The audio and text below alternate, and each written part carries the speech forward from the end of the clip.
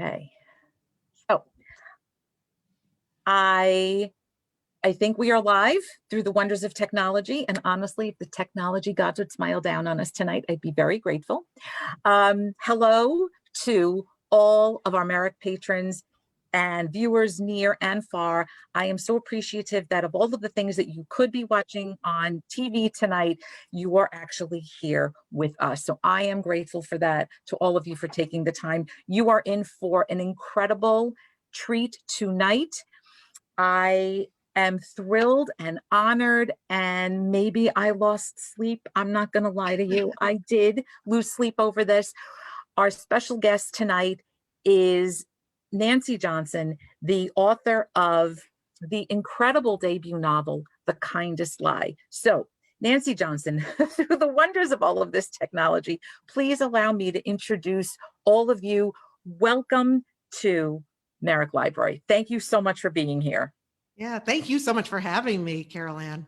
Oh my gosh, this is so amazing. As I prepped for tonight, like I said, lack of sleep. Everybody in my house knows that I kept saying this was going to happen Super Bowl Sunday. I'm like, do you know what I'm doing Tuesday night? They were like, Mom, you've been telling us this for 2 weeks. Could you please stop talking about Nancy? They probably wanted to talk about football, and not my book, right?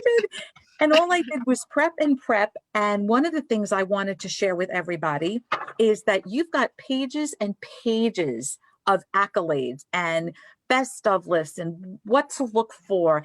And so on this list, we've got the Washington Post, we've got Oprah, we've got Shondaland. Nancy, what the, and then just today, so here I am prepping, I think, oh, I have all my ducks in a row. But what happens today? 4 or 5 other things come in. Women's Day lists The Kindest Lie. Sorry, I'm trying to get the angle right here. The Kindest Lie as one of the must reads for 2021. And then Book Reporter and The Skim. Unbelievable. So there's like a whole page. It's hard to keep up. This morning, this is what I was editing. And then about, I don't know, a month ago, maybe mid-January, I subscribed to Entertainment Weekly. And this happens. Oh, that was super exciting to see myself next to the Foo Fighters and you know Dr. what? Henry Louis Gates, yeah, great company. Everybody on these 2 pages, these are rock stars. Yeah. True rock stars. So I, yes, let out another little scream. And then, like you said, you've got Henry Louis Gates. Like I said, everybody here, rock stars. So this comes out. What did they call you and say, guess what? You're going to be on the must list? Like, how does that happen for you? No, well, for one thing, I have to give credit to my publicist. I've got a great publicist at William Morrow, HarperCollins. People have to see behind the curtain a little bit. But of course, that doesn't guarantee anything. It's all earned media. So if this is not paid at all, but yeah, Bianca Flores at William Morrow, she's in touch with a lot of these folks and, and pitching the book, and they talk about it and make the decisions on which books they want to highlight. And so then they reached out to me and wanted to do an interview. So I did a phone interview with a reporter for Entertainment Weekly. And then we sent them a photo. Like there's the photo that you usually see that we use, and that's this photo. Right, so that's my main book photo, author photo. And but they said, no, we want a different photo. We don't want the photo that is being used everywhere. We want something a little different. And so then I had that one with the yellow jacket. I love that also jacket. Taken at the same photo shoot. And so I think that really added something to it, that it was a little different from the photo you usually see. It's a great picture. So of course I let out a little scream. This is just something that I do. But then, and I don't know if this is more important or less important, but to me, this pops up on Twitter that you get a 10 out of 10 on RoomRater. I know, that was exciting for me. Some people have never heard of RoomRater, and so when I told them, it didn't mean a thing. They're like, "What are you talking about?" I'm trying to get this up closer. There you go. That's it. That's good. No more glare. That's great. Yeah, I don't know how they just. I guess they scour the internet and find these things. First of all, your smile, that is $1 million. Yes, 10 out of 10. Perfect 10 out of 10. Yeah. So if there was a RoomRater Olympiad, you get the gold. And then you've got all these people on social media telling me what I could have done even better with my setting, and so which is hilarious. They only go as high as 10. Right. So I think Yeah, there was You no room to crushed, grow.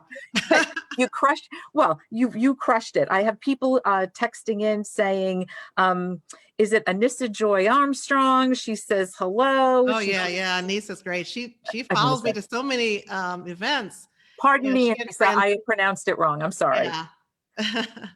And then I've got a colleague, a librarian out there, Evelyn Hershkowitz. I love the book. Thanks for hosting, Nancy Johnson. Thank you for coming on tonight. So you've got a whole host of fans here. Wonderful. The book is only, where's my, I have all of my, there it is. The book is only 1 week old. Yes, yeah. Your book tour is not a train ride. It is a Ferrari. You are driving a Ferrari all over the country on Zooms and crowdcasts, and this is only week one. What is the I mean, this is enormous, and I can't first of all, I can't imagine how exhausted you are. So we'll have to make sure that the kitchen cabinets behind you are completely stocked and full. We'll send you some New York bagels or something. Um, what is this like for week one for you? And what is the most surprising thing that's happened just in general with Yeah. all of this? Yeah. Well, I had no idea what to expect, because, well, first of all, I didn't know I would be debuting in the middle of a pandemic, so I had all these thoughts and dreams of where I want, a certain bookstore where I wanted to do my launch event here in Chicago, where I live, born and raised in Chicago. But of course, all that's, blown out of the water with the pandemic.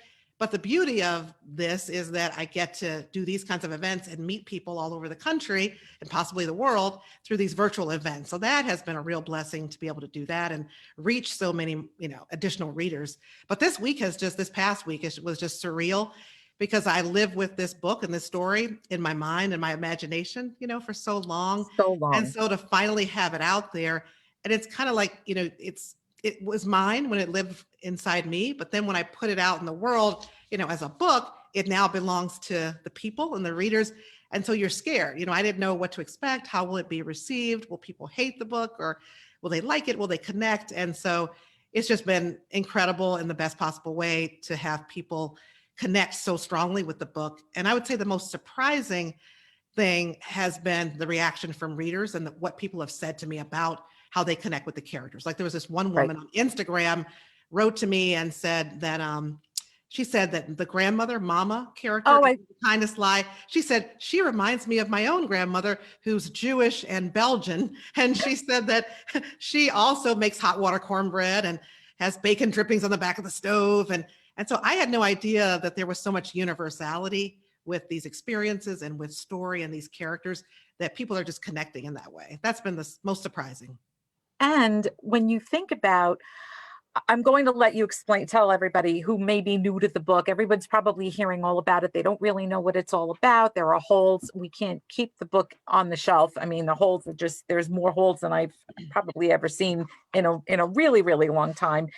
But the book at its heart, you've got the sibling relationships. Anyone who has a sibling, whether it's a brother or a sister, it's very visceral, and the dialogue and all of that is just so real. And you really sell it. You sold me. And obviously, wait, hold on. We've got all of these people and all of these people. So I feel like you've hit it out of the park. Before I get into what the book is about, I know that you were a television journalist, right? So you're a broadcast journalist, you have awards for that. When you switched your writing focus Mhm.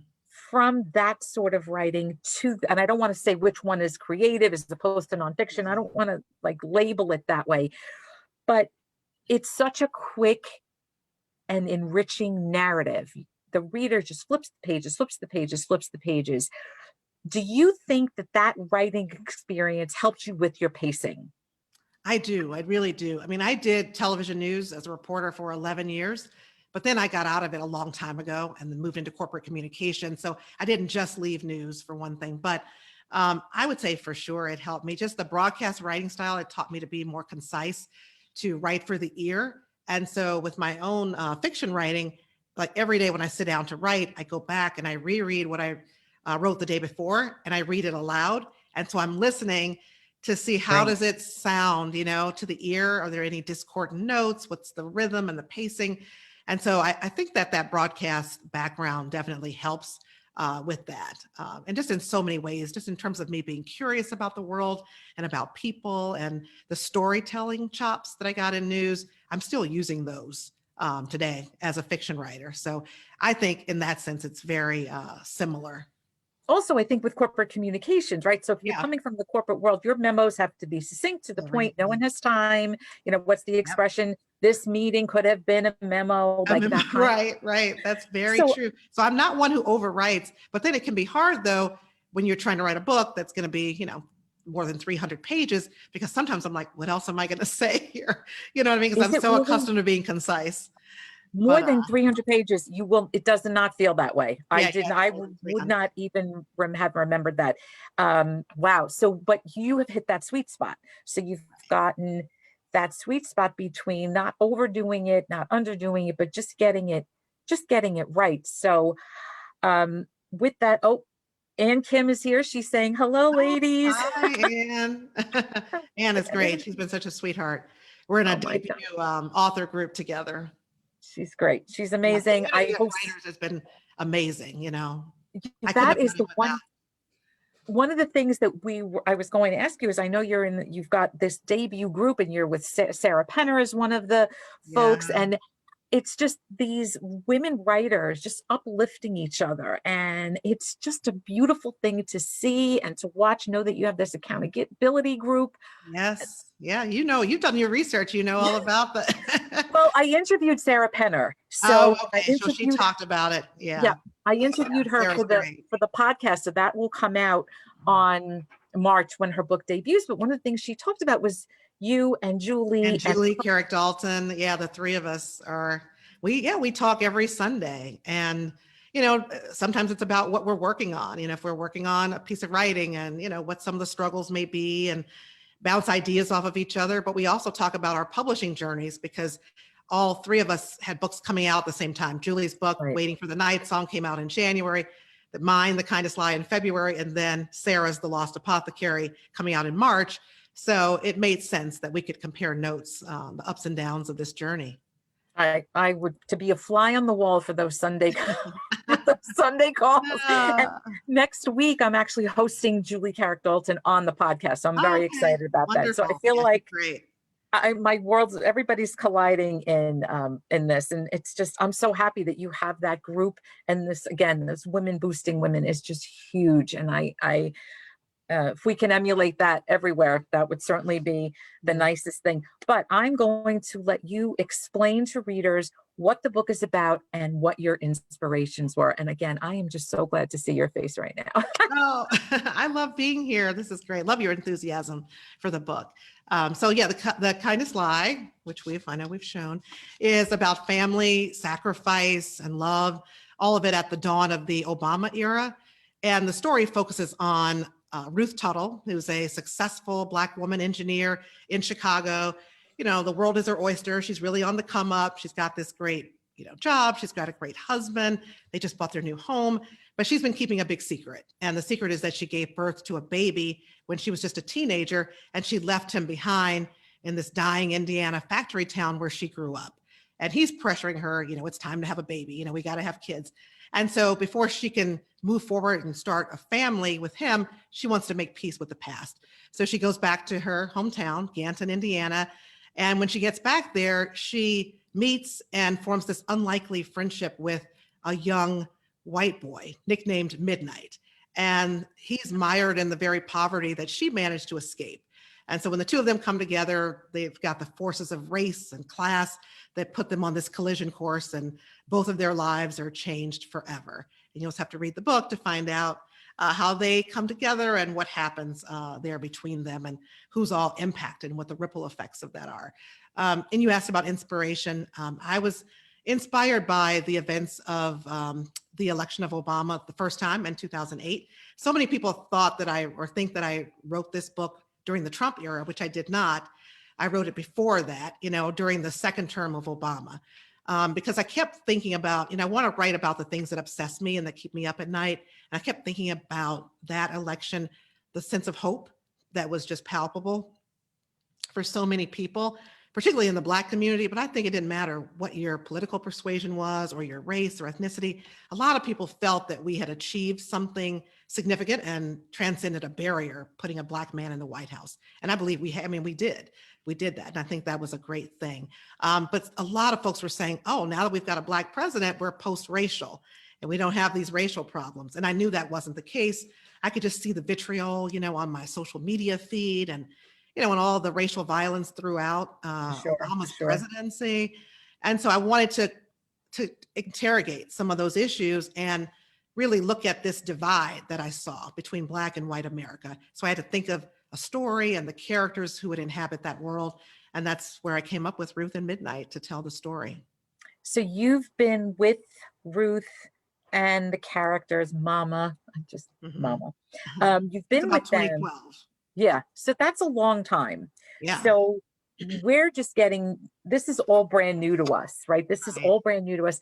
How much, when you started writing back in, what'd you say, 2012? 2012, around there. Yeah, I'd say. What gave you the push to put the pen to the paper and say, I can't ignore these people, or I have to listen to Ruth, I have to listen to these people and what they're saying to me? What sort of pushed you to do that? Because I would think that that's because once you commit, and it's very hard. There's so many people who are writers who don't want to do that, or it really takes them some time. What made you make the commitment? Yeah, I went to a lot of workshops because I knew I wanted to write a novel. So that was one thing. It was, no matter what the topic was, I knew that this was something I wanted to do because it's something I've been thinking about, my entire life. But, your life and your jobs and all these things get in the way and you keep putting it off and you don't feel like you have the time to do that. At least that's the way I felt, like I don't have the time to do it. And so I just went to a lot of workshops. I was at one in Eckerd College, Writers in Paradise in Florida. And and so that's a really good one. I studied with Ann Hood and Laura Lippman and Lori Roy, all these great authors. And I started other books first, like just a few, not much. Like usually I would write 25 pages just to get in, because it was one of those juried workshops where you have to submit 25 pages, something to get accepted. I did that like 3 times and then I didn't take it any further. I was like, oh, here's, these pages. But then I just kept thinking about, I was always obsessed with the race question and just thinking about that. And so I was like, this is what I'm really interested in, and what I care about. And I think I can do some good with this too. I didn't want to be didactic though, or moralistic in anything I was doing, but I felt like through character, I could tell a story that would really connect with people on these issues of race and class. And so I started it. And then I remember getting advice from some authors that if you make it like to page 60, you'll keep going, and you won't turn back. Heard that. Wow. That's what somebody said. And so once I passed that mark, I was like, oh, okay, I'm going to do this, because it's like, I don't want to waste, all that effort I put in. I need to see this thing through. And then just being part of the writing community, that pushed me to keep going, because you're surrounded by these other people who also have books and manuscripts they're working on. And so they can encourage you and be accountability partners for you through the journey. That's, that's amazing. I like that. I've not heard of that 60-page mark. So I don't know if it's scientific or anything, but it's what one author told me. Yeah, I think Lori Rader Day, actually, mystery writer. Well, then we're here for everything she says. Yes. She's very smart. Wow. Exactly. I don't want to spoil too many things for the readers, because you don't think of this as it's just an absolute page turner, despite what you it's very hard for me to give that, but I feel like, if you wouldn't mind, even though it's only a week old, I don't want to say too much, but I am getting the chills now, because I am going to ask you, if it's okay, if you would mind giving us a reading from The Kindest Lie. Yeah, and I'll read from the beginning, so there's no spoilers here. I know. I think I know what scene. Okay. Yeah. So I'm just going to read. Really, I'm going to start in the middle of, or toward the end of this scene, actually, just for brevity's sake.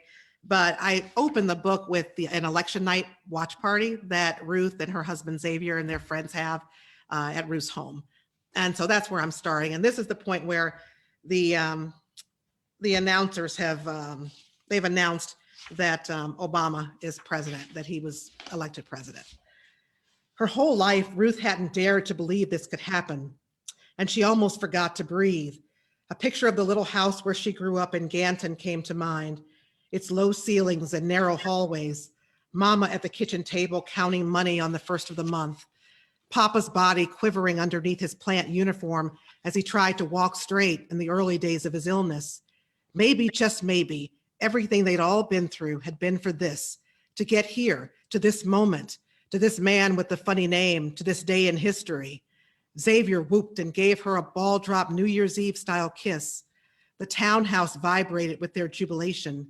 Guests lifted their glasses and their voices in a toast to their own manifest destiny. Out of the corner of her eye, she saw Harvey, who was usually the loudest in any room, rocking quietly in a chair with his folded hands pressed against his lips. Then they rolled up the living room rug to do stepper sets and slides, with Xavier breakdancing like he was 13 instead of 32.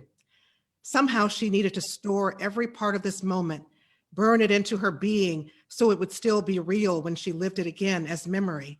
She wanted to scoop up this feeling, bottle it, and tighten the cap so none could seep out ever. But at the same time, her instincts told her to share it, so she opened the windows to give the neighborhood a contact high. Keeping it old school, the Gap Band's Outstanding blasted from the speakers, and they took turns strutting down the Soul Train line. Xavier's breath warmed Ruth's neck, and from behind, he wrapped his arms around her waist, and they rocked gently to the beat. With his wife at home, Harvey managed to slide into a dance sandwich between Penelope and Tess, who always humored the old man.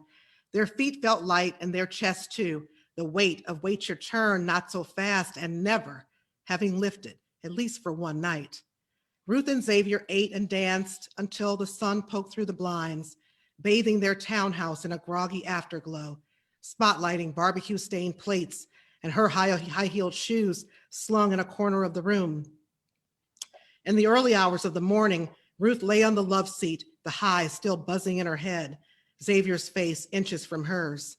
She stared at his profile and ran her forefinger down his long nose to his lips, past his chin to his pronounced Adam's apple. His skin tone reminded her of the rich Mississippi soil where Mama was born, with flecks of red and yellow just under the surface. He was prone to faking sleep, and it wasn't until she blew a noisemaker gently in his ear that his lips moved. "You think our kid could be president someday?" His voice had turned rusty from all the celebrating. This was the first time Xavier had spoken of anything as tangible as an occupation for their not yet born imaginary child. In the morning sun, the thought of babies unmoored her. "Aren't you getting ahead of yourself?" she said. "I don't know. Maybe you're right. We have plenty of time to map out that kid's future." He lifted one eyebrow. "What I do know, though, is now that we got a Black president, I'm taking chitlins to the office today." After a few seconds of silence, he laughed, and she did too, their heads falling back like dominoes from the force of it. Maybe she laughed a bit too hard in relief that he was no longer talking about children. She poked his side. "You are ridiculous. You better leave your chitterlings at home," she said, emphasizing each syllable for effect. "At least until the man takes the oath of office. Don't mess around and get your black butt fired now." They stayed like that for hours, giggling softly and smiling at everything and nothing, wrapped in each other's arms, hung over with hope. Oh my goodness. I just checked to make sure everybody's still, that nobody's passed out from that. Everybody awake? Yeah. No, not at all. No, I'm like, silly. wait a minute, you have to stop? I'm like, could you keep going? Could you please keep going? Did Ruth come to you first? You thought of her first as the character, as the main. Yep, she came to me first as the main character. And yeah, and I knew that there was going to be a situation with motherhood and her having a baby. And, I just thought that was interesting, thinking about the children and being the future at a time, with a Black president and so much hope, but yet you see what happens when there's that dearth of hope and lack of hope. And so she came to me first, but I will say in an early iteration of this, a few chapters in, Midnight was Black, for me. Oh, really? Yeah.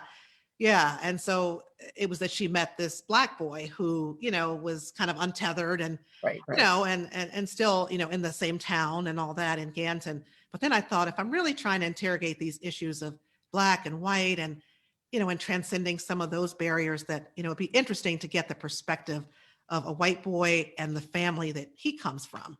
And so that's why I changed it. And I think it really works better having that difference in terms of race, because they're so opposite, on the face of it. Ruth and Midnight, they're opposite in terms of race, gender, age, so many things are different about them, yet they both have this need for family connection and this need to belong and be accepted.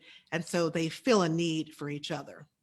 Yeah. And it's what I'm interested in is, so we have the two character perspectives. We've got Ruth and we've got Midnight. Mhm. I interviewed Greer McAllister recently for the Arctic Fury, and she said at some point she needed all 13 women who were on this ship to have a voice. Yeah. How did you have other people narrating at any point, or was it just those two from the get-go? No, I did have other people. So I wrote an entire draft, well, probably a couple drafts of this book with 4 point of view characters. So I had Ruth and Midnight always, from the beginning. I also had the character of Mama, who is Ruth's grandmother, as a point of view character, and Eli, who is Ruth's brother. So I had all 4 of them as point of view characters. But then when I started, kind of putting the manuscript out there and showing it to a few people, particularly people in publishing, not for them to really give me a book deal yet, but just showing people when I was getting critiques in various workshops and conferences, I started hearing that it was too many characters and that I needed to focus it more on those 2 main characters. And so that's what I did. And I think it works because you still understand Mama and Eli through Ruth, through her perspective. And I think having those two, for people to say, or this constructive criticism that says, these are, focus on these two, I think those two just meant we want to hear more from them. We want their perspective. True. We want their point of views. Yeah, I never thought about it that way. Yeah, yeah. Not that we don't really want to hear from the others, but that we want more of These two are the stronger, and we would like to hear more from That's them. true, because then when if I have to spread it out, which I was doing among 4 characters, you don't really hear Ruth as often. You know what I mean? You don't get her perspective as strongly, I think. Yeah, and It made sense. she's got such a beautiful voice. You want to hear her when she's off the page. You're wishing you were talking to her, but then when you go to Midnight, you're Yeah. like, oh my goodness, what's happening here? So I think having both of them be that strong, Yeah. I couldn't picture the other voices except for maybe Mama, because I feel like she's just strong altogether different way, right? Yeah, yeah, she's a very strong character. I love writing her and Eli. Yeah, both of them. And I love the relationship between Ruth and Eli. When you have the sibling and it's your only sibling, having that close relationship and the relationship they had was just really wonderful to read on the page. And I think you really, that was just wonderful. Yeah, and all that rivalry comes about again when she It's returns great. home, and just reminds me of, when you go back home, what it's like, and, you're kind of fall back into those patterns and you're a kid again, Oh my gosh, as it's an so adult. easy. Yeah, it's very easy to fall back. If I'm home, or if I go back home to wherever, Brooklyn or wherever, and I were to see my sister, the two of us with our Brooklyn accents, you probably couldn't understand us. So it's just, you fall into those same patterns, which is what I loved about Ruth and Eli, falling into those patterns. And it doesn't matter what they've accomplished in their lives or what they haven't accomplished in their lives. They are still brother and sister. History. Yep, that never changes. And they will call each other out. So Yeah, yeah. That's why Eli said to her, "What are you doing coming back in here, all high and mighty with your Claire Huxtable clothes on, such a funny line. That was such a funny, I got such a visual when you did Right, that. right. Yeah, took you back to the 90s. Yeah, such a visual. I just wanted to mention there are so many beautiful sentences in this book, and some of them go longer, and I'm afraid the sentences that I would say would spoil too many things. But there was one that I made a Sunday sentence on Twitter. There's this thing called Sunday sentences, and I love participating in that. And the one that I used from The Kindest Lie, if I may share, if that's okay. Sure, of course. That's how I think we connected initially, was that you shared that sentence. Yeah. I thought, oh my gosh, this is the sentence that it should be on a t-shirt. It should be on a journal. It should be on a poster. So this, actually, I should make you read it because you have a better speaking voice. But the sentence is, maybe you just continued wherever you were, wiser from all you knew, stronger from all the burdens you carried. Mhm. Nancy Johnson, are you kidding with that? I mean, it's Yeah, does it make amazing. you reflect on anything in your own life and your journey? And that's the key point of the book, is that it's generational secrets. It's these relationships, sibling relationships, certainly these class divides and motherhood and American life and love. And I just, Yeah, there's something for everybody because it's, we talked about these issues of race and class, and those were yes, the things that brought me to the story and creating it. But I love when I talk to some people, they don't even mention that when they say they love the book. You know what I mean? They connected with it as a family story.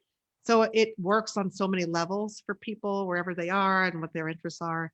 There's something to identify with and to connect with in the story. And I love and the timing is perfect, whether it. it's Yeah. 2008, 2012, or Yeah, I couldn't have 2021. timed it better in terms of where we are as a country. There's so many parallels. Unfortunately, I couldn't have timed it. Unfortunately, and I think that's why the book resonates, because of the class divides and all of the other things that we mentioned, that makes it relatable. I don't want to keep you too much longer, but I do want to know where, or if you could tell readers where they can find you. By the way, you have an upcoming event with Jodi Picoult. I know, I know. I do have that coming up. Yeah, yeah. You want to know about events coming up? Yeah, so Yeah, where so you readers can mentioned find Jodi you. Picoult. I mean, that's March 22nd, and that's in the evening, and that's with Ron Block in Yeah, Cuyahoga County Public yeah, Library. And so we're going to be talking about race and fiction in America, because obviously she has Small Great Things, which deals with yes. racism, and then I've What a got The book. Kindest Lie. And so we're going to talk about both of our books. And one thing I think that's important to talk about is the power of fiction to help us to have these conversations. Yeah. Because last year you had so many people, particularly white America, reading a lot of anti-racism books, and much of that was nonfiction, and which is wonderful. But I think there's this power in fiction to help us connect on these issues and to really relate and walk in the footsteps of other people that you can't do in the same way with nonfiction. So fiction can build empathy, and we're going to be talking about all of that on March 22nd. So I'm looking forward to that with Jodi, and she did blurb The Kindest Lie as well, so which was wonderful of That her. is a must-see event. That March event is a must-see event. I will certainly be there. Where can readers find the list of all of these events? So, gosh, I should have all of it on my website. I have most of it on my website, but I do have Right. tour cards that I've been sharing on social media that have all of my tour dates, Great. from last week, launch through March. That March 22nd event is the last one I think that's on there. And so I have shared those on social media. You can find, where all of that is happening. I've got an interview next Tuesday night with Reeds and Company in Phoenixville, Pennsylvania. Looking forward to that live interview. Yeah, and then tomorrow night I'm talking with Jamise from Spines and Vines Literary Wine Down on Instagram. That's an IG live, so I'm really looking forward to that and excited about it. Next Thursday morning, I'm doing a live interview with WTMJ in Milwaukee television station with their Morning Blend show. And then that evening, one of their anchors, Shannon Sims, is going to be interviewing me with Boswell for Boswell Books. And we'll be doing an event there. So yeah, lots of things coming up. Yeah, I wouldn't tell anyone when your last event date is, because someone's going to add to that. Oh, that's true. That's true. And I don't know if it's the last, but it's, in this cluster. In this cluster, exactly right. Yeah. So since we mentioned that you've had this book for so long, and I don't know how long it took from the time you sort of submitted it finally to the publisher, even though you're kind of finished with it as a creative project and now you're doing all this book promo, you must have been thinking of maybe other things that you would like to start writing, or do you have anything you can share with us about what might be next for you? Sure, sure. I can't share a lot, but I That's will okay. say, That's okay. but I will No say one that will I have, tell. No one will say. I know you're like, it's just us friends here. That's right. Exactly. Yeah, yeah. But I have started a few chapters, like 3 chapters into something new, a new novel, also addressing issues of race and class, but in a different time period than the ones explored in The Kindest Lie. So more to come on that. We'll see what happens with that, but I am in the very, very early stages of something new. So stay tuned. Stay tuned. And hopefully you'll be able to come back in some way, whether it's on the Top Shelf podcast or Top Shelf Live. All of those are just amazing things. I do again want to say and tell everybody that The Kindest Lie is this book. It is contemporary. And I think that that's helpful to read a contemporary story about the class divides and these relationships for these families. It's not just Ruth's family, but it's also Midnight's family. And these are the main characters in the book. And it's told so beautifully. And I can't say more than that. I mean, I've got all the visuals that people could possibly want. And like I said, if you're looking for a rock star, she's on with Merrick Library right now. So this is amazing. Nancy Johnson, I don't know how to thank you. I don't know what else to say, really. When you said wine, what was it? Wind down? Literary wind down. This is what I will be doing as soon as we're finished. It's a little toast to you afterwards. I can't thank you enough for joining me on Top Shelf tonight. Thank you so much. Thank you for championing The Kindest Lie. I really appreciate it. And me and librarians all across the country. I love librarians. Library community has been wonderful to me. So thank you. So we embraced it completely, and it's just an honor and an honor. I will sleep well tonight. Good. Get your rest. I'm going to sleep well tonight. Viewers, you did it. You're awesome. I thank you, all the Merrick patrons who are watching, and all the viewers near and far. Thank you for sharing. Anissa Joy Armstrong, I'm glad to meet you. Thank you for joining us tonight. And Kim, mwah, love you. Evelyn, if you're still there, hi, honey. I'm glad to see you. Everybody is I'm getting all kinds of hearts on this. This is terrific. Evelyn, who works at it, I can't remember what Evelyn works. She's a librarian. She says, I'm be recommending this book to all my patrons. Thanks for writing this book. Evelyn. Appreciate that. Really so do. It's like I said, there's so many holes in the Nassau County Library system. I don't know what we're going to do. We're all going to have to order more books. There you go. I love it. More. So viewers, thank you all for joining me. I am so appreciative that you decided to spend time with us tonight, and I hope you had a great time. Remember to pick up The Kindest Lie. You can call your library. Yay, look at us. We should clink them. Clink. I know, we should. Like glasses. Right, exactly. So viewers, thank you so much. It's always a pleasure to bring authors right to your laptop or your phone or wherever you are watching. And remember, if you've had just enough of listening to things on the radio or listening to the news, you can always check out the library podcast, Top Shelf at Merrick Library Podcast. We just finished our 50th episode. So that's congratulations. Yes, thank you. I'm thrilled about it. We will see you all next month.